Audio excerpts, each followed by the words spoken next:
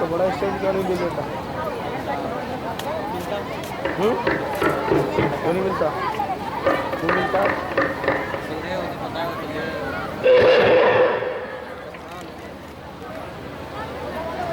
चलो दौड़ के और सत्संग का समय हो गया। सब लोग सामने आगे बढ़ो। एक एक वचन वाणी को बड़ी सावधानी का सुनो।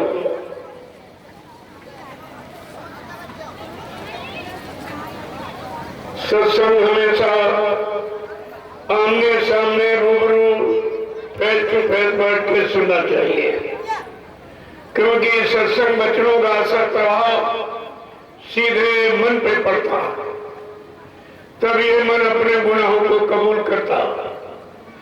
मैंने कितना अच्छा किया, कितना बुरा किया, कितना पाप किया, कितना पुण्य किया, कितना सुख किया, कितना अशुभ किया। वैसे शैतान मन ये किसी से मानने वाला नहीं है। इसने बड़े बड़े ऋषि मुनियों को, योगियों को, महर्षियों को, ब्रह्मचारियों को धराशायी कर दिया। ऐसा शैतान मन हमारे सबके मनुष्य मंदिर में रह रहा है। न हमने अपने आज तक इसको निकाल पाया है, न इस पर कंट्रोल नियंत्रण ही कर पाया। और ये मन जब जैसा चाहता हमारे आपके शरीर को साथ में लेकर अगर काम की इच्छा हुई तो काम की इच्छा को पूरी करा लिया, क्रोध की इच्छा हुई तो क्रोध की इच्छा को पूरी करा लिया, लोभ मोह अहंकार की इच्छा हुई तो लोभ मोह अहंकार को पूरा करा लिया। और हम आप इस मन का कुछ नहीं कर सकते और तुम्हारे शरीर के अंदर बैठा है, लेकिन आप इसका कुछ नहीं कर सकते। ये बड़े बड़े ऋषि मुनि योगी महात्मा हार गए इस मन से। महापुरुषों ने इशारा करके कहा, मेरे जीवन कार्य मन तू ही सर्वाधार है और इन इंद्रियों का तू ही सरदार है। तू मुझे पापी बना दे चाहे तू धर्मात्मा, तेरे बस अच्छा बुता कहता मुझे संसार है। बड़े बड़े ऋषि मुनियों को डिगा तूने दिया, जिनको इच्छा वासना ने कर दिया लाचार। ऐसा शैतान मन हमारे सबके मनुष्य मंदिर में बैठा और तीन तीन युगों से हम इसी मन का कहना मान रहे हैं और ये जीवात्मा फंसी पड़ी निकल नहीं पाई। जब कलयुग में संत सदगुरु आए, उन्होंने कहा तुम तीन तीन युगों से जो मन का कहना मान रहे हो, इसीलिए काल माया के बनाए कर्मों के जाल फिर मन जीवात्मा दोनों नहीं निकल पाई। कह रहे अब मैं जरा मेरा कहना मानो। सतगुरु दयाल ने क्या कहा, मेरा कहना। सतगुरु कहे करो तुम सोई, मन के कहे चलो मत कोई। कहा भी शैतान मन का कहना मत मानो, ये काल का एजेंट है, काल की तरफदारी करता है, काल के बनाए भोगों कर्मों के जाल की तरफ हमेशा ले जाता है। ये दयाल की तरफ कभी आने नहीं देता। जब आप सत्संग के लिए घर से चलते हो, देखे मन कितने बहाने बताता है। ये बीमारी है, ये दर्द हो रहा, ये काम बिगड़ जाएगा, ये काम रुक जाएगा। अरे तुम्हें नहीं मालूम ये काम तुम्हारे द्वारा नहीं होता, इसका सृष्टिकर्ता निर्णायक कोई और है। लेकिन जीवात्मा का निर्णायक, जीवात्मा का कर्ता धर्ता केवल संत सद्गुरु है। उनके सिवा इस मृत्युलोक मंडल में कोई जीवात्मा को न जगा सकता है, न परमात्मा से मिला सकता, क्योंकि किसी को जीवात्मा जगाने की जानकारी नहीं है। किसी के बाद नाम की युक्ति नहीं, नाम का आधार नहीं है। प्रेमियों, ये सब जानकारी जब सतगुरु दयाल इस कलयुग में पधारे, उन्होंने हम सब जीवों को पूरी जानकारी दिया। और एक दिन नहीं, 10 जुलाई 1952 से 2012 यानी 60 साल आपको सुनाया, समझाया, चिताया, जगाया, होश में लाके खड़ा किया, अच्छे बुरे पाप पुण्य की पहचान कराई, माँ बहन बेटी की पहचान कराई और परमार्थी सेवा में लगाकर पाप कर्मों में की माफी कराई और नामदान देकर हम सब जीवात्माओं को घर जाने का अभ्यास कराया। इतनी बड़ी मेहनत, इतना बड़ा परिश्रम, इतनी बड़ी हमदर्दी इस मृत्युलोक मंडल में जीवात्माओं के लिए कोई लेके नहीं आया। कबीर साहब से लेकर कजू में हजारों संत आए, लेकिन इस तरह का प्रचार, इस तरह की जानकारी, इस तरह के खुलकर यानी जीवात्माओं की हमदर्दी का बयान किसी संत महापुरुष ने भी नहीं किया। क्यों? ये जितने आए थे सब गुप्त संत थे। कबीर साहब से लेकर जितने आए सब गुप्त संत। इनके पास कोई गया, सेवा श्रद्धा भाव देखा तो कान में नामदान दे दिया, लेकिन ये दावा नहीं किया कि मैं तुम्हारी जीवात्मा को जगाऊंगा और परमात्मा से मिलाऊंगा, और जब तक तुम्हारी जीवात्मा को परमात्मा से नहीं मिला लूंगा इस मानव चोले से जाने वाला नहीं हूं। ऐसी आवाज किसी ने न निकाली। संतों का तो इतिहास कह रहा कि 4 जन्म में पार का वादा किया। एक जन्म गुरु भक्ति, जन्म दूसरे नाम, जन्म तीसरे मुक्ति पद, चौथे में निर्धाम। लिहाज समृत मालिक ने एक ही जन्म में हम सब जीवात्माओं को पकड़ा और एक ही जन्म में पार करने का वादा किया है। कहा बच्चा मैं अजर अमर देश से आया हूँ, जब तक इन जीवात्माओं को अजर अमर देश नहीं पहुंचा लूंगा मैं चैन से बैठने वाला नहीं हूँ। जब तक मेरा एक भी जीव यहाँ रहेगा मैं बराबर मौजूद रहूंगा। जब मेरे जगह सारे जीव चले जाएंगे मैं पीछे से जाऊंगा। प्रेमियों, ऐसा वादा जीवात्माओं के लिए किसी ने मृत्युलोक मंडल पर किया है और आप ऐसे समृत मालिक को पहचान लेते हैं। आपने उनको अपना गुरु भी बनाया, लेकिन ये भी नहीं समझ पाए कि गुरु किस काम के लिए आता है, कौन सा काम करके जाता है। क्योंकि जो काम करके जाएगा उसी का इतिहास बनेगा, उसी का गुणानुवाद किया जाएगा, उसी की पूजा होगी। लेकिन जो काम नहीं करेगा उसकी कोई पूजा। इसलिए समृत मालिक ने अपने काम की जानकारी दिया। क्यों? इस पृथ्वी मंडल पर जब से पृथ्वी बनी, ये सृष्टि का निर्माण हुआ, इस तरह का समृत मालिक भूमंडल पर कभी नहीं आया। और आपने कहीं पढ़ा भी नहीं होगा कि प्रभु नाम का प्रचार किसी ने कराया ही नहीं।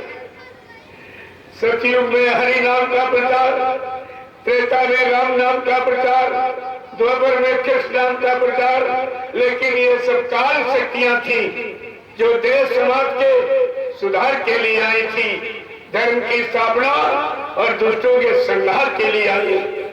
लेकिन आज कलयुग का समृत मालिक देश दुनिया के सुधार के लिए और जीवात्माओं के उद्धार के लिए आया है। ये दोनों काम करने आए, लौकिक पारलौकिक, भौतिक आध्यात्मिक, जिस्मानी नूरानी, अंतर्मुखी बहिर्मुखी, जो दोनों काम करने आया। ऐसे समृत मालिक को आपने बिल्कुल नहीं पहचान पाया।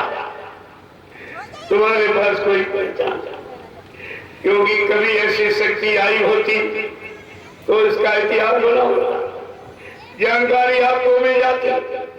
जब ऐसी समृद्ध अनोखी विलक्षण शक्ति इस भारत भूमि पर कभी आई ही नहीं, इसलिए बाबा जी को अपना परिचय देना पड़ा। और वो भी परिचय महापुरुषों से मिलकर, अलग से नहीं। गोस्वामी जी महाराज ने रामचरितमानस के उत्तरकांड में इशारा किया है, एक कनी अनामा अज सच्चिदानंद प्रभु धामा। वो एक ही अनामी धाम है, वहाँ एक ही अनामी महाप्रभु। जब वो अनामी महाप्रभु प्रभु नाम लेकर इस मृत्युलोक मंडल पर आएगा, प्रभु नाम का प्रचार कराएगा, प्रभु नाम से जीवात्माओं को जगाएगा और अपने प्रभु नाम रूपी बेड़े पर बिठाकर इन जीवात्माओं को प्रभु धाम पहुंचाएगा। तब जीवात्माओं का आवागमन खत्म हो जाएगा। ऐसे आवागमन नहीं खत्म होता, क्योंकि सतलोक तक आना जाना है। सतलोक से संतों का आगमन होता रहता, सतलोक तक आना जाना है। लेकिन गोसाई महाराज इशारा कर रहे कि अनामी धाम से जब अनामी महापुरुष स्वतः इस मृत्यु मंडल पर प्रभु नाम लेकर के आएगा, तब जीवात्माओं को इस भाव सागर से प्रभु नाम रूपी डोरों पर बिठाकर इनको इनके घर पहुंचाएगा। तब जीवात्माओं का आवागमन समाप्त हो जाएगा। प्रेमी और कितना बड़ा काम लेके आए, और वो भी किसका काम? हमारी सबकी जीवात्माओं के उद्धार का काम। अपना काम हम नहीं समझ पाए, अपना लाभ नहीं जान पाए। धर्मशास्त्र बराबर इशारा कर रहे, हित अनहित पशु पक्षी जाना, मानव चंद्र ज्ञान निधाना कि हित अनहित पशु पक्षी भी जानता। अरे मनुष्य, तू मानव योनि में जाकर अपना हित अनहित नहीं समझ पाया। कौन मेरा हित करेगा? कौन हमसे अपना हित कराएगा? कौन हमको लाभ देगा? कौन हमसे अपना लाभ लेगा? इतनी छोटी बात तुम्हारी समझ में नहीं आई, और तुम सब सम्राट मालिक के चरण शरण को छोड़ करके बच गया, उनकी दया से दूर चले गए। प्रेमियों, ये दया कौन देगा? इस सृष्टि में जो ऋषि मुनि नहीं दे पाए, योगी महात्मा ब्रह्मचारी नहीं दे पाए, जिनको भगवान कहा, त्रेता के राम, द्वापर के कृष्ण, उन्होंने भी ये मुक्ति का काम नहीं किया। ये मुक्ति का अधिकार नहीं है। मुक्ति संत चरण की दासी, मुक्ति संतों के चरणों में रहती है। और आपने सदगुरु के चरण छोड़ दिए, शरण छोड़ दिए। जहां सदगुरु के चरण शरण छोड़कर जहां गए हो, वहां चरण है कि पैर है? अरे पैरों की महिमा है कि चरणों की महिमा है? चरणों की। तुम्हारी समझ में भी नहीं कुछ आया। अगर ये जानकारी चरण और पैरों की भिन्नता को अगर समझ लेते तो आप अपने समृद्ध सदगुरु दिहाल के चरण शरण को कभी नहीं छोड़ते। जहाँ पर ठंडक है, शांति है और सुख की छाया है, आप कभी नहीं छोड़ते। लेकिन तुमने सदगुरु के वचनों को संभाल के नहीं रखा। तुम्हारे पास सत्संग का एक भी वचन नहीं। जो बाबा जी ने 10 जुलाई 1952 से 2012 तक कितना सुनाया, पढ़ाया, सिखाया, लेकिन तुम्हारी समझ में कुछ नहीं आया। और आपने अपना भारी नुकसान, इस नुकसान की पूर्ति रुपए पैसे धन दौलत सामान से नहीं हो सकती, क्योंकि सदगुरु दयाल की दया एक रुपए पैसे मोल नहीं मिलती है। अगर ऐसे सम्राट मालिक का इतिहास होता तो सम्राट महापुरुष को इतनी मेहनत, इतना परिश्रम, संघर्ष करने की क्या जरूरत थी? जिन्होंने हिंदुस्तान का कोई प्रांत, कोई जिला, तहसील, ब्लॉक, शहर, कस्बा, गली व कुचा छोड़ा नहीं है। जहां पर अपने आने की सूचना, काम करने की जानकारी, जगाए नाम का परिचय और कलयुग को भगाऊंगा और सचू लाऊंगा, इसका बिगुल न बजाया हो। और आपने प्रचार भी किया और तुम्हें शंका भी चली। तुम्ही ने प्रचार किया, तुम्हें शंका भी चली। अब ये भारत की जनता जब आपसे पूछेगी तो आप क्या जवाब दोगे? ये भारत की जनता पूछने ही वाली है, कहेगी तुमने मेरी दीवारें लिख के खराब की, पेड़ पुड़ियों सड़कों पे लिख के तुमने बताया, पंपलेट बच्चे छपवा कर मेरे गांव शहर कस्बों में मेरे हाथ में तुमने पकड़ाए, और मेरे गांव की गली और शहर कस्बों की सड़कों पर खड़े होकर तुमने गुरु का भाषण किया है। आप क्या जवाब दोगे? क्योंकि तुमने भारत की जनता को बताया ये नाम नहीं इंसान का, ये नाम है भगवान का। ये काम नहीं इंसान का, ये काम है भगवान का। परिवर्तन करना, कलयुग भगाना, सतयुग लाना, जीवात्मा जगाना, परमात्मा से मिलाना, पाप कर्मों में माफी दिलाना और जीवात्मा को घर पहुंचाना का ये सतगुरु भगवान का काम। जिन सतगुरु भगवान को छोड़कर जहां तुम गए वहां भगवान है। वो भगवान है कि इंसान भी नहीं। जो गुरु को धोखा देता है वो इंसान नहीं, शैतान कहलाता है। जिसने गुरु को धोखा दे दिया तुम्हें तो चुटकी बजाते लूट लेगा, तुम कुछ नहीं कर सकते हो। और आपको कुदरत का इतिहास नहीं मालूम कि गुरु से कपट, संगत से चोरी, की हो निर्धन, की हो कोढ़ी, ये कानून है कुदरत का। और प्रेमी अब ये लगने ही वाला है। अभी तो सदगुरु के वचनों का प्रसारण वायुमंडल में हो रहा है, इसलिए कुदरत की हिम्मत नहीं है कि खुल के नंगा नाच करे। लेकिन जिस दिन सदगुरु की वाणी का प्रसारण वायुमंडल में बंद हो जाएगा या विराम ले लिया जाएगा, ये कुदरत खुल के नंगा नाच करेगी। और कुदरत के भारी प्रकोप से अपने आप को नहीं बचा सकोगे, परिवार बाल बच्चों को नहीं बचा सकोगे। ये सारा देश या विश्व कुदरत के भारी प्रकोप के चपेट में आगे खड़ा हो जाएगा। बचने का कोई रास्ता नहीं।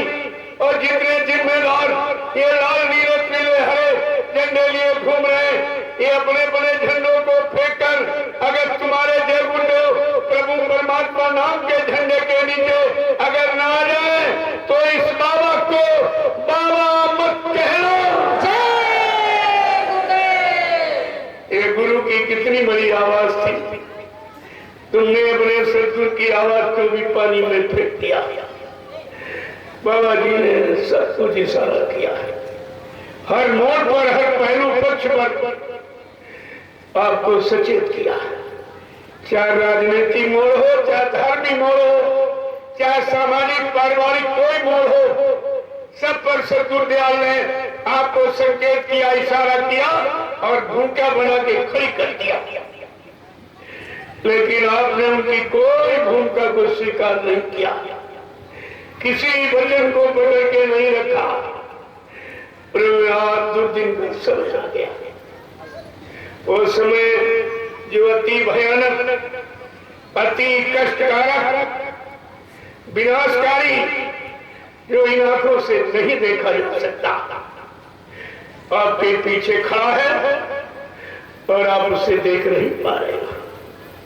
बड़ी बेसब्री से समय इंतजार कर रहा है। कितनी जल्दी संत महापुरुष अपनी वाणी को विराम दे दे, मैं खुल के अपने कर्म कर्जे का भुगतान करा लूं। तो बहुत बेसब्री से इंतजार कर रहा था। लेकिन जिस महापुरुष ने आपको नामदान दिया, उन्होंने वादा किया है कि जिनको मैंने नामदान दिया है उनको काल के गाल में नहीं जाने दूंगा। चाहे हमको कितनी बार मानव जन्म दिलाना पड़े, लेकिन मैं भजन करा लूंगा। मैं भजन कराना जानता हूँ, भजन करा लूंगा। मुझे कोई स्थिति परिस्थिति, कोई गरीबी अमीरी, कोई लीला, कोई खेल हमें करना पड़े, लेकिन मैं भजन करा लूंगा। क्योंकि नामदान गड्ढे में धकेलने के लिए नहीं दिया जाता। नामदान का मतलब जिम्मेवारी। बाबा जी ने कितनी बार इशारा किया सत्संग में, ये काल बड़ा बरियार, कलयुग सबसे जबरदस्त है। यही कलयुग जब सतयुग में गया तो बाप बेटे में झगड़ा करा दिया, प्रहलाद हिरण्यकश्यप ने। यही कलयुग जब त्रेता में गया, भाई भाई में झगड़ा करा दिया, रावण और विभीषण में। यही कलयुग जब द्वापर में गया तो मामा भांजे कृष्ण और कृष्ण में झगड़ा करा दिया।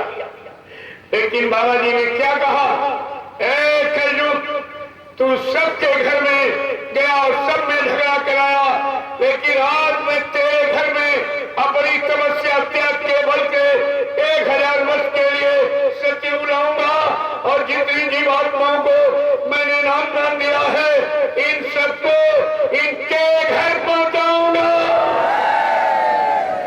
प्रेमियों, ये वादा है, ये संकल्प प्रतिज्ञा महापुरुष की है और तुमने उसको भी ठुकरा दिया, उसको भी भुला दिया। तुम्हारी समझ में कुछ नहीं आया। कि ऐसा संकल्प किसी ने कभी किया है या ऐसा महापुरुष कभी भूमंडल पर आया है जितने इतनी बड़ी मेहनत की है। एक सबसे बड़ा हमदर्दी का प्रमाण है कि जितने गुरु इस धरती पर आए, किसी गुरु ने अपने शिष्य के लिए इतना कष्ट संघर्ष नहीं उठाया जितना बाबा जय गुरुदेव जी महाराज ने। उन्होंने अपने शिष्यों पर, भक्तों पर कोई मुसीबत न आने पावे, कोई दुख तकलीफ न आने पावे, किसी संघर्ष लड़ाई में फंसे न पावे, क्योंकि प्रेमियों 1975 से लेकर और 78 का समय बड़ा खराब था। इस खराब समय में प्रेमियों को बचना बड़ा मुश्किल था, लेकिन जिसने नाम दान लिया है, जिसने नाम दान दिया है, ये उनकी जिम्मेदारी बचाने की है। इसलिए हमें आपको मुसीबत आपत्ति संघर्ष में नहीं जाने दिया और खुद जेल में चले गए, बेड़ी हथकड़ी खोल दी और 21 महीने जेल में रहे। ये कौन सी खुशी थी? क्या किसी गुरु ने अपने शिष्यों के लिए इतना कष्ट कभी उठाया है?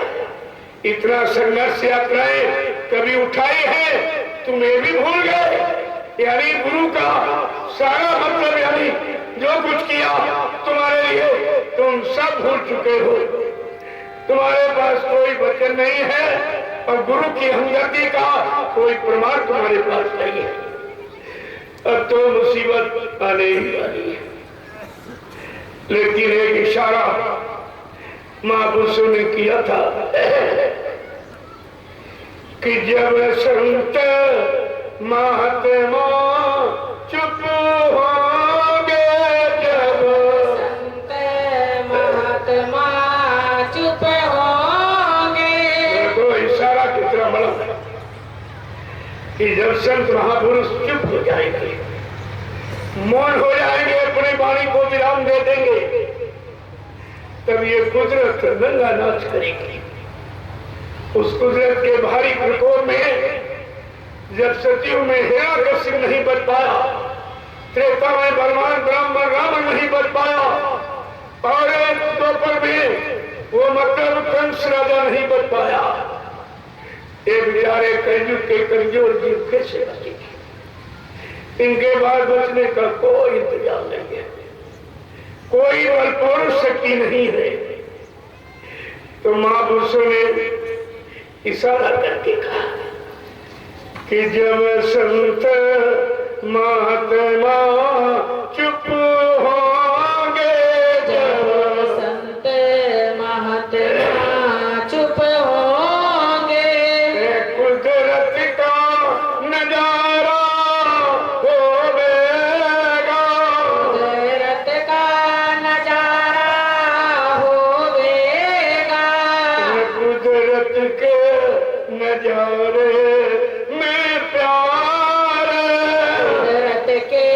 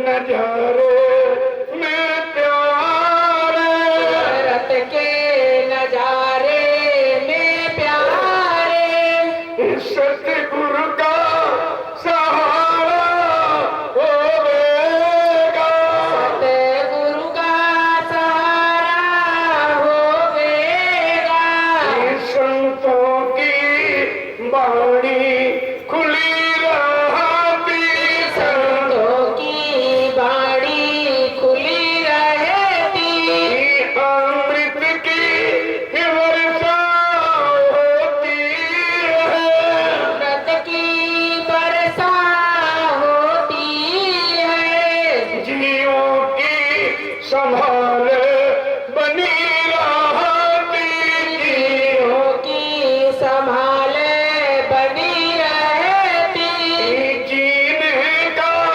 सहारा मिलता है, जीने का सहारा मिलता है, जब संत महात्मा चुप होंगे, जब संत महात्मा चुप होंगे, कुदरत का नजारा होवेगा, कुदरत का नजारा होएगा, कुदरत के नजारे में प्यारे, कुदरत के नजारे में प्यारे, सतगुरु का सहारा होवेगा, सतगुरु का सहारा होएगा, जब प्रकृति का नग्न नृत्य होगा, जब प्रगति का नग्न नष्ट होगा, सब त्राही मोहम्मद लाओगे, सब त्राही माम चिल्लाओगे, कहे गुरु जी सीख अंतिम सुन लो, गुरुजी सीख अंतिम सुन लो, बचने का इशारा होता है, बचने का इशारा होता है, जब संत महात्मा चुप होंगे, जब संत महात्मा चुप होंगे, कुदरत का नजारा होवेगा, कुदरत का नजारा होएगा, कुदरत के नजारे में प्यारे, कुदरत के नजारे में प्यारे, सतगुरु का सहारा होवेगा, सतगुरु का सहारा होवेगा, जय गुरुदेव, गुरुदेव, जय गुरुदेव, गुरुदेव, जय गुरुदेव, गुरुदेव, जय गुरुदेव नाम किसका, प्रभु का, जय गुरुदेव नाम किसका, प्रभु का, प्रभु का प्यारा नाम, जय गुरुदेव, विश्व के प्रथम मसीहा, युग प्रवर्तक, सतयुग के निर्माता, वह चारी क्रांति के जन्मदाता, परम पूजनीय स्वामी जी महाराज बाबा जय गुरुदेव जी आज विभिन्न प्रांतों से, जनपदों से, शहरी ग्रामीण अंचलों से आए हुए समस्त संगी प्रेमी जनों, आसपास गांव में आवास निवास करने वाले समस्त धर्म प्रेमी माताएं, बहनें, पुरुष, देवी देवता, मंदिर मस्जिद पर आस्था विश्वास रखने वाले हिंदू और मुसलमान, ये बड़े सौभाग्य का दिन है जो आज एकता, आध्यात्मिकता, धार्मिकता के सूत्र बंधन में बंधकर हम सब लोग इस जंगल में एकत्र बने। क्या कोई राजनीति नेता पार्टी निस्वार्थ इतने लोगों को इस तरीके से जंगल में बुला के बैठा सकते?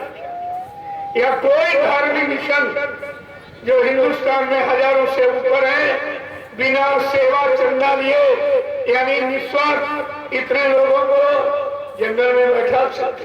नहीं। यह है सदगुरु दयाल की दया का प्रमाण है, उनकी मेहनत परिश्रम की भूमिका है और परिवर्तन का एक चिन्ह है। आपको समझना चाहिए, ये सब इशारे समझ से आप जानकारी में रखने चाहिए थे, लेकिन तुम सब बोल चुके हो। तुम्हारे पास गुरु का कोई वचन नहीं है, इसीलिए आप शंका संदेह को देख, जबकि बराबर इशारा किया गया कि बच्चा शंका मत करना, शंका बड़ी दुखदाई।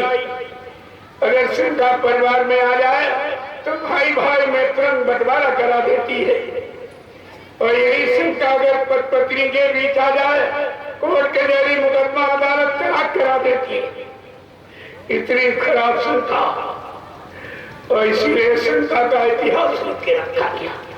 वो त्रेता युग का विद्वान ब्राह्मण रावण का इतिहास, जो 4 वेद 6 7 18 पुराणों का ज्ञाता, और जिसको रामचरितमानस कितनी प्रशंसा कर रही कि उत्तम कुल पुलस्त करना की शिव विरंच पूजे वो भाती। इतना कुलीन ब्राह्मण पुलस्त ऋषि के परिवार का, और जिसने अपनी अखंड तपस्या साधना आराधना से ब्रह्मा विष्णु महादेव को वश में कर लिया था, लेकिन प्रेमियों वो भी शंका से नहीं बच पाया।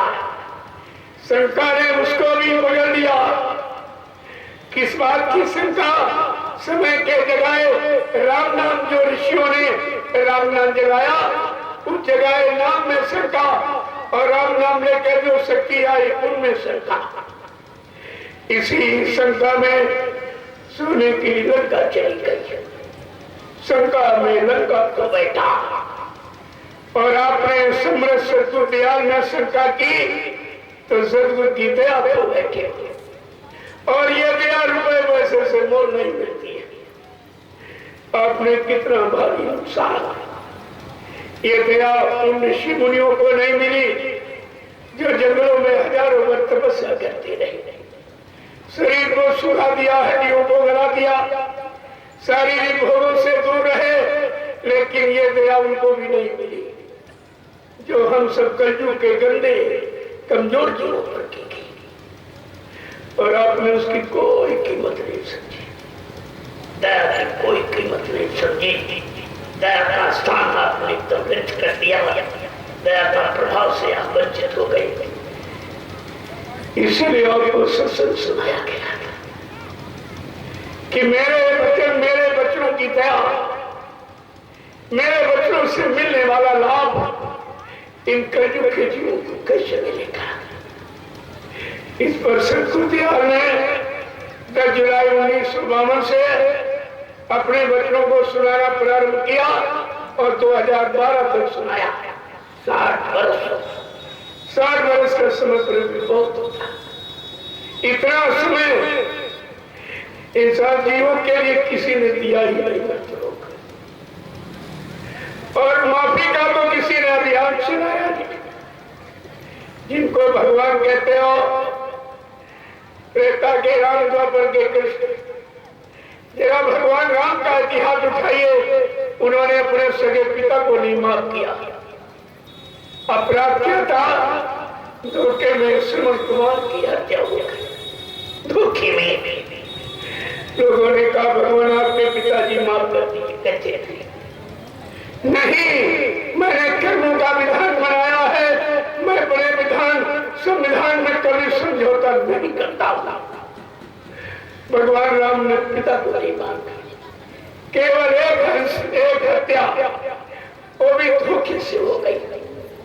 तुमने अपने मानव जीवन में कितनी हत्याएं हिंसाएं की, कितने मुर्गे मारे, कितने बकरे काटे, कितनी मछली मारी, कितने अंडे फोड़े, कितने गर्भपात करके मासूम बच्चों की हत्या किए बच्चों, बोलो तुम्हें कौन सा भगवान माफ कर देगा?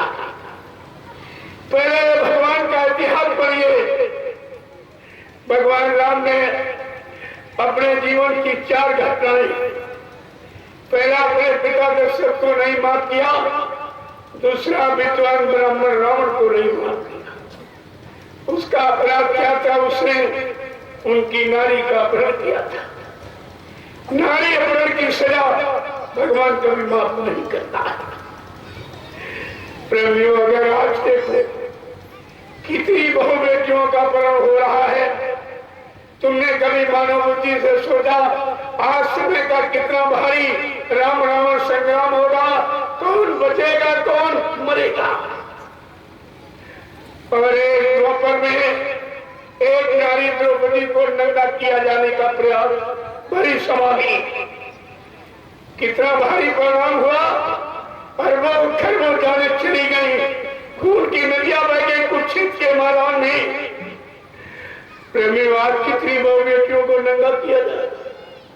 तुमने कभी मानव बुद्धि से यह सोचा विचारा है कि आज इसके युग में समय का कितना भारी महाभारत होगा? कितनी जाने चली जाएगी, कितनी बच पाएगी? हमें आपको इस पर विचार करना चाहिए, क्योंकि इतिहास वर्तमान की मजबूती के लिए लिखा जाता है।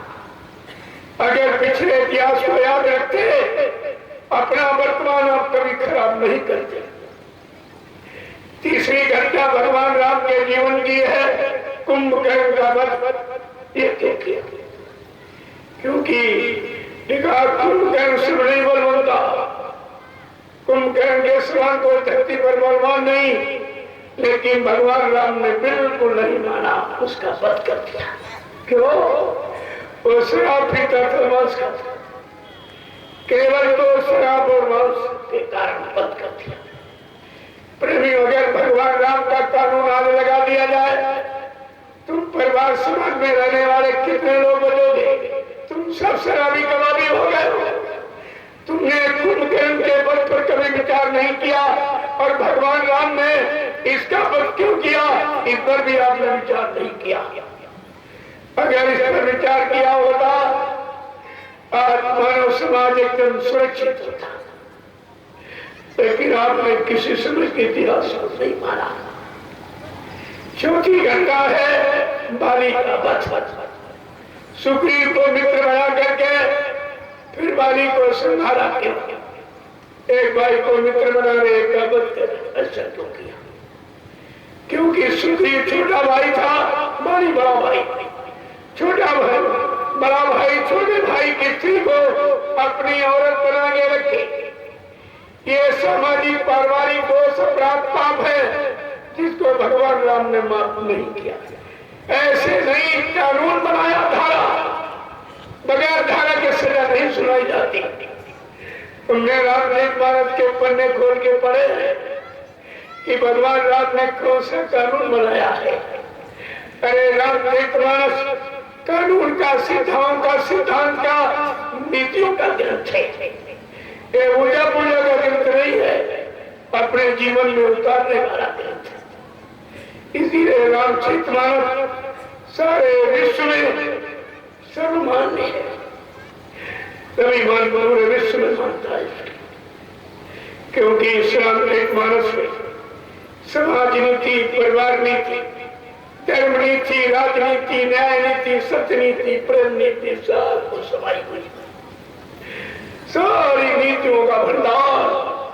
क्यों? रामचरितमानस रचना किसी विद्वान, किसी कथावाचक की नहीं है, वो संत गोस्वामी जी महाराज की। गृहस्थ थे, गृहस्थी में रहकर गुरु की शरण में जाकर नाम की युक्ति लेकर किस तरह से उन्होंने आत्मा के घाट पर बैठकर नाम की कमाई करके अपनी जीवात्मा का दिव्य आत्मा नाम खोल लिया और आत्मा को जगा लिया। और आत्मा इस मनुष्य इस घाट से निकलकर, इस काल माया के देश से निकलकर जब ये ऊपर चली तो इसके ऊपर देवलोक है, वहां पर 33 करोड़ देवी देवता, 9 करोड़ दुर्गा, 10 करोड़ समूह आदमी बैठे। जब जीवात्मा वहां पहुंची तो उसने देवी देवताओं को दर्शन किया। वो असलियत है, यहाँ नकल, यहाँ कोई देवी देवता नहीं। ये मृत्युलोक है, देवी देवता देवलोक में बैठे, यहाँ नहीं है। ये तो जरूरत आवश्यकता जब महाशक्तियों को पड़ती तब उनका आह्वान करते हैं, उनको विधिवत सम्मान और भोजन देके उनसे काम लेते हैं। इसके बाद उनके घर जाने का आदेश देते। प्रेमियों, तो मृत्यु लोग यहाँ कुछ नहीं, यहाँ मौत के सिवा तुम्हारे हाथ लगने वाला कुछ नहीं है। और मौत सबका इंतजार करती है। मौत तुम्हारे पीछे खड़ी तुम्हारा इंतजार कर रही है। कितनी जल्दी तुम मेरे हवाले आओ, मेरा भोजन बन जाएगा। क्योंकि हमारा आत्मा, ये मानव तन मौत का भोजन है, वो अपने भोजन का इंतजार करती है। लेकिन संत महापुरुष आए, उन्होंने काल को चुनौती दे दिया, काल और माया को चुनौती दे दी कि अगर मेरा जीव मेरे आदेश हुकुम को मानता रहेगा, मेरे वचनों पर चलता रहेगा, नाम की कमाई करता रहेगा, काल माया तू मेरे जीव पर कुछ नहीं कर सकती। लेकिन आपने सत्सुर के वचनों को माना ही नहीं, आदेश हुकुम का पालन किया ही नहीं, तब तो कुदरत काल माया अपना काम करेगी। कैसे बचाया जाएगा? प्रेमियों, भगवान राम ने बाली का वध क्यों किया? ये सब स्मरणीय बातें, ये विस्मरणीय नहीं, स्मरणीय है। कि मतलब यानी कानून बनाया है। क्या भगवान राम का कानून आप जानते हो? जब तुम मानवी इंसानी कानून नहीं जानते तो ईश्वरी कानून कैसे जानते? लेकिन संत महापुरुष ईश्वरी विधान, ईश्वरी कानून को बराबर जीवों के काम तक पहुंचाते ही रहते, क्योंकि ईश्वर अंश जीव अविनाशी, चेतन अमल सह सुग्रासी, वो जीवात्मा ईश्वर का तुम्हारे मानव तन में बैठी। और जीवात्मा के लिए ईश्वरी संविधान जरूरी है। मानवीय संविधान ये संसार शरीर के लिए, लेकिन ईश्वरी संविधान जीवात्मा की। आपको दोनों की जानकारी रखनी चाहिए थी, तो ये तुम्हारा मानव जीवन में सार्थक हो जाता। और मानव शरीर को चेतन का रूप देने वाली वो जीवात्मा भी जाग जाती और अपने घर पहुंच जाती, तुम्हारे दोनों काम बन जाते। लेकिन आपने एक भी काम ना इधर का न उधर का, कोई काम अभी हुआ ही नहीं। क्योंकि बाबा जी ने कितनी बार आपसे कहा कि बच्चा थोड़ा धैर्य धारण करो, जल्दी काम शैतान का और धीरज काम रहमान का। जो रहमान तुम्हारी रूह जीवात्मा को रहम करने आया है, वो धीरे धीरे काम करेगा। कि धरो धीरज न घबराओ, धरो धीरज न घबराओ,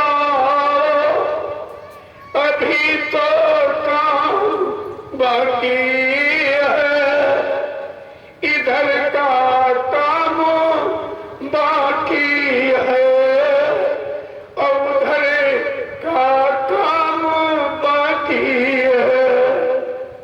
ये भी सारा नहीं समझ पाएंगे। इधर समाज परिवार शरीर देश का सुधार हो जाएगा और उधर जीवात्मा का उद्धार हो जाएगा। जो दोनों काम के लिए आया है, ऐसे सम्राट मालिक को आपने बिल्कुल नहीं पहचान पाया, जिसने कितनी बड़ी पहचान दी, कितना बड़ा परिचय दिया। लेकिन तुम्हारे पास कोई परिचय नहीं है। तभी आप सबका संदेह बोल ब्रह्म में चले गए और उस परमार्थी लाभ से वंचित हो गए। ये सब सोचने का विषय है। भगवान राम ने, जबकि वो काल शक्ति थी, काल देश में रहने वाले जीवों के लिए उन्होंने कानून बनाया है। क्या कानून है उनका कि अनुज वधू भगनी सुत नारी और सुन साथ कन्या ब्रह्मचारी इन्हें कुत्रा पिलो के चोरी और ताए बदे छुपा न होई।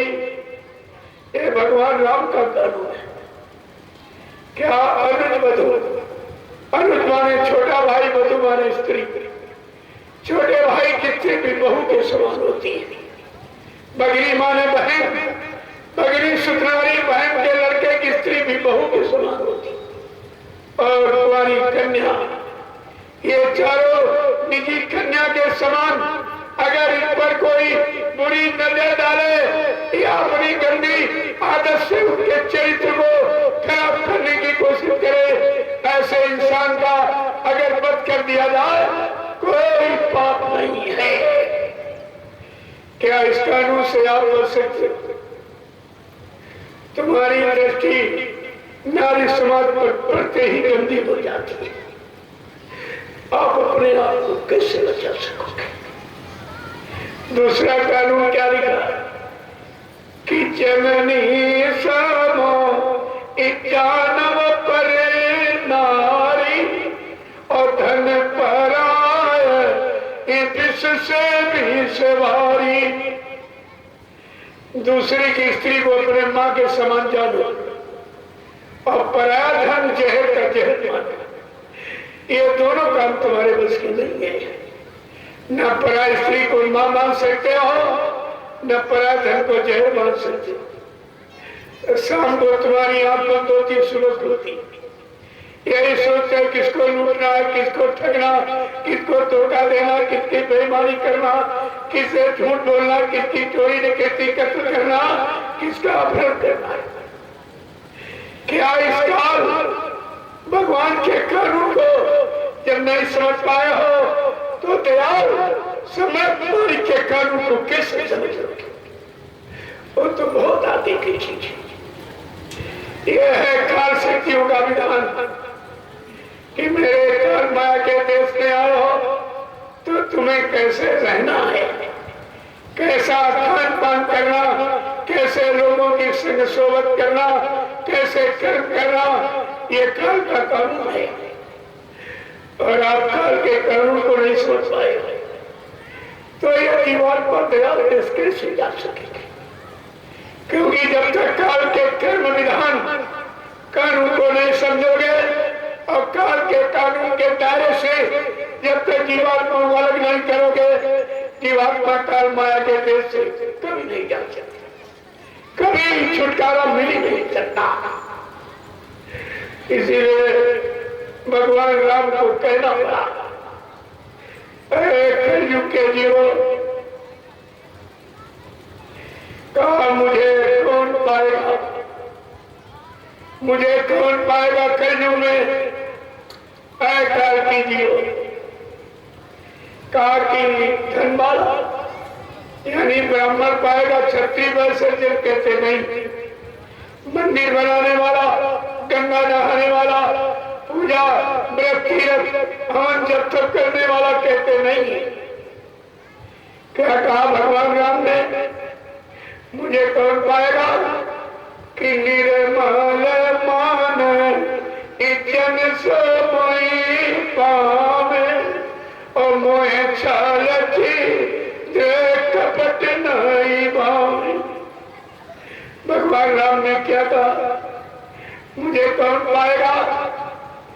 निर्मल मन, जिसका मन निर्मल पाक सा पवित्र होगा, न धन वाला, न बल वाला, न बुद्धि वाला, न जात वाला, न रूप रंग वाला, हमको पाएगा जिसका मन निर्मल पाठ सा पवित्र। बात तो प्रेमियों, सबके मन गंदे, सबके मन में कपट, सबके मन में ईर्षा, मन में काम, लोभ, अहंकार समाया हुआ है। जब तुम काल भगवान को नहीं पा सकते हो तो प्रेमियों दयाल भगवान को कैसे पाओगे? उसके लिए बहुत पाक निर्मल पत्र मन चाहिए। भगवान राम ने भी कहा, मेरा वास किसके हृदय में होगा? क्या ब्राह्मण के हृदय में कहते नहीं? क्या क्षत्रिय वैसर्जन कहते नहीं? क्या मंदिर बनाने वाला पूजा करने वाला कहते नहीं? क्या लिखा है कि जाति पाति इतन धर्म बाराई और कुल परिवार रे सुखद समुदायी इन्हें त्यागी भजे मन लाई और ताके बसे रघुराई। कितना साक्षा वर्णन है। कहा मेरा वास उसके हृदय में होगा जो जाति पाति धन धर्म बड़ाई कुल परिवार सुखद समुदाय इन्हें त्याग, इतने का परित्याग करेगा। उसके हृदय में भगवान राम ने कहा मेरा आवास निवास, मैं उसके हृदय में वास करता। और तुम्हारे यहाँ सबसे कठिन जाति अपमान, अभी जात की खाई से तुम पर निकल नहीं पाए हो। जाति न पूछो साधु की पूछ लीजिए ज्ञान, मोल करो तलवार का पड़े रहे दो। प्रेमियों सदगुरु की, भक्त भगवान की, गुरु शिष्य की कोई जाति नहीं होती। वैसे हमारी शक्ति एक मानव जाति है, क्योंकि मानव शरीर में हम सब बैठे हैं। मानव शरीर के नाते हमारी शक्ति एक मानव ही जाति है। इन मानव जातियों में के नाते हमारा सबका एक मानव ही धर्म है। और मानव जाति में एक ही जीवात्मा जो परमात्मा का अंश है, और जीवात्मा को मालिक एक ही है, एक ही मालिक है। तुमने जात को ये चक्कर खड़ा करके अपने आप को मानवता इंसानियत से कितने पीछे धकेल दिया है। अगर संत महात्मा सदगुरु भक्त अगर जाति देखेगा तो परमात्मा को नहीं पा सकता, जीवात्मा नहीं लगा पाएगा। अगर महात्मा जाति देखेगा तो जीवात्मा को जगा नहीं सकता, और राजा अगर जात पात देखेगा तो न्याय नहीं दे सकता। महात्मा और राजा के लिए दोनों के कानून बना। आपको किसी कानून से बिखरी नहीं हो, जानकारी नहीं है, इसलिए आप इस पाखंड बायोडंबर जो काल ने फंसाने का सामान बना दिया, इसी में फंस के रह गए हो और निकल भी नहीं पा रहे। कितनी बड़ी चीज महापुरुष ने रखी कि मतलब साधु महात्मा किसी जाति नहीं आती। अब तुम्हारे अनुसार तो कोई न कोई जाति में जन्म ले ही लेते, कोई न कोई माँ बाप तो बन ही जाता है, लेकिन वो शरीर के लिए नहीं, अपने परिवार, अपने स्वार्थ, माँ बाप के लिए नहीं, जो संपूर्ण सृष्टि के लिए आता है, वो सबका सेवक, सबका दास कहलाता है।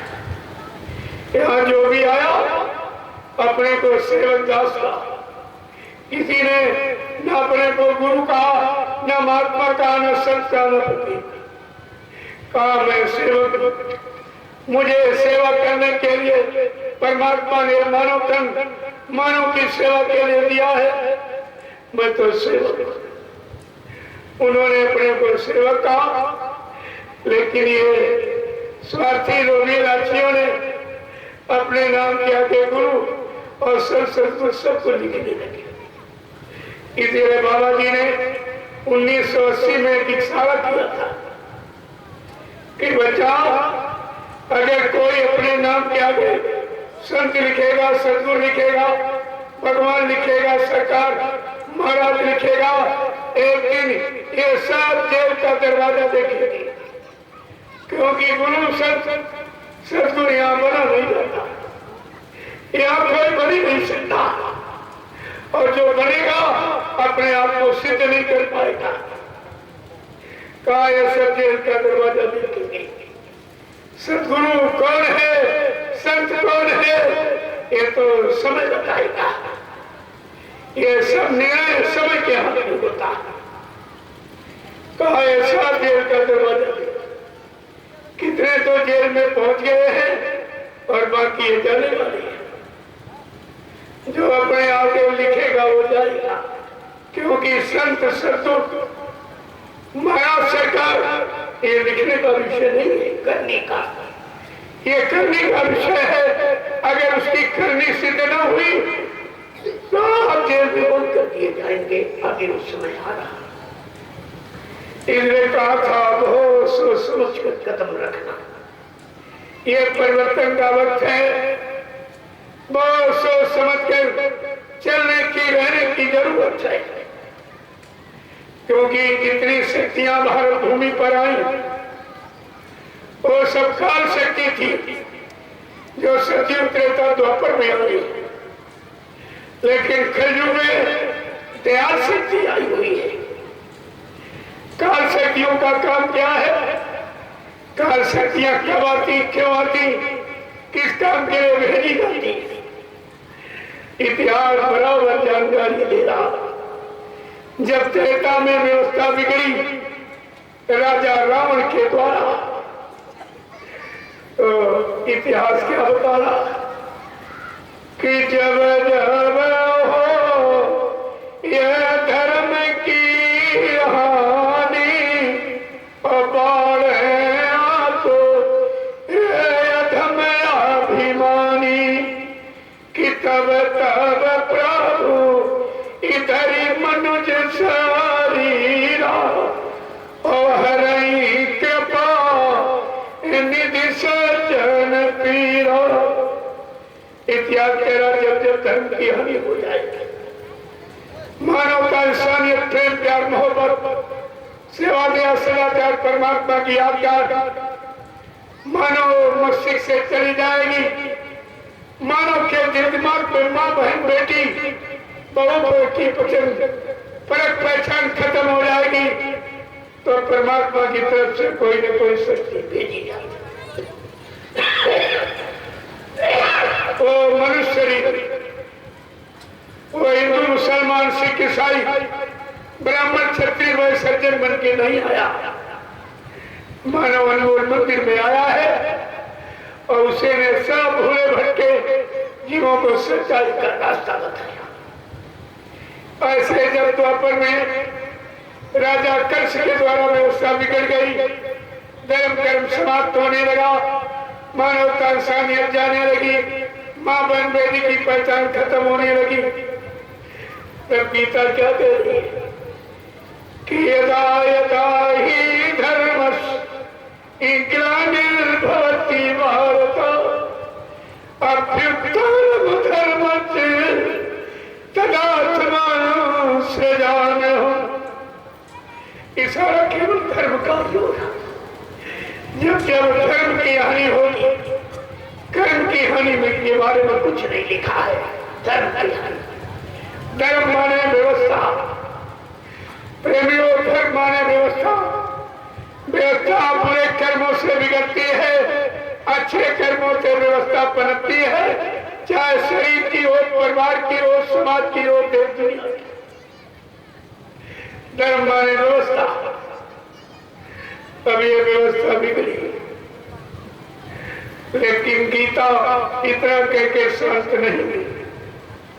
गीता ने और भी कुछ इशारा किया है कि आगे घोर कलयुग आ रहा है। कलयुग के इंसानों के दिल दिमाग से धर्म चला जाएगा। मानवता इंसानियत समाप्त हो जाएगी, माँ बहन बेटी बहू की परख पहचान खत्म हो जाएगी, मानव अपने शुद्ध खान पान को भूल जाएगा, संग सोबत को अच्छी भूल जाएगा, अच्छे कर्म करना बंद कर देगा। तो गीता क्या कह रही है? उस कलयुग में उन इंसानों को सतपथ के रास्ते में लाके कौन खड़ा करेगा? कलयुग में मानव का खान पान खराब हो जाएगा और इंसान मार काट हिंसा चोरी कतरे आम व्यवचार कुचार में चला जाएगा और उसे सच्चे सही रास्ते पर लाके कौन खड़ा करेगा? गीता क्या कह रही है कि परित्राणाय साधूनां विनाशाय दुष्कृतां और धर्म संस्थापनाय संभवामि युगे युगे। प्रेमियों, परित्राण माने दुख तकलीफ आफत मुसीबत बीमारी महामारी लड़ाई झगड़ा देवी को दुर्घटना अकाल मौत इसको परित्राण करते हैं और कुदरत दुर्घटना अकाल मौत की सजा सुनाने लगेगी। उस समय इंसानों को सही सच्चे रास्ते में लाके कौन खड़ा करेगा? गीता कह रही साधु नाम साधु संत महात्मा आएंगे, वो वैचारिक क्रांति का संदेश देकर इन भोले भटके इंसानों को सही सच्चे रास्ते पर लाके खड़ा करेंगे और साथ में भूली भटकी जीवात्मा को जगा के परमात्मा से मिलाएंगे। देखो कितना बड़ा संदेश दे रहे हो और आप कुछ नहीं समझ पाए। अगर गीता का इशारा समझ लेते तो कलयुग में आने वाले महापुरुष उनसे मिलने वाले लाभ से आप कभी दूर नहीं जाते, उनकी दया से कभी वंचित नहीं हो पाते, लेकिन आपने किया कुछ नहीं किया और ये मुसीबत का पहाड़ अब टूटने ही वाला है। उसके लिए तुम्हारे पास कोई इंतजाम नहीं। जो तुम्हारे को बुद्धि से सोच रहे हो मेरे पास जमीन है, दुकान मकान है, धन दौलत रुपया पैसा है, खाने के लिए रोटी है, पति पत्नी बाल बच्चे परिवार है, अरे प्रेमियों ये कुदरत के एक झटके का भी सामान नहीं, ये तो एक सेकेंड में सब खत्म हो जाएगा। आपके पास बचने का एक ही अस्त्र औजार जो सदगुरु ने आपको नाम डाल दिया, ये नाम की नाम आधार, ये नाम दो सदगुरु जो आपको सदगुरु ने पकड़ाई कि पकड़ कर चल जा अपने देश की तरफ चल पड़। अगर आपने इस इशारे को समझा होता और नाम की कमाई आत्मा के घाट पर बैठ कर की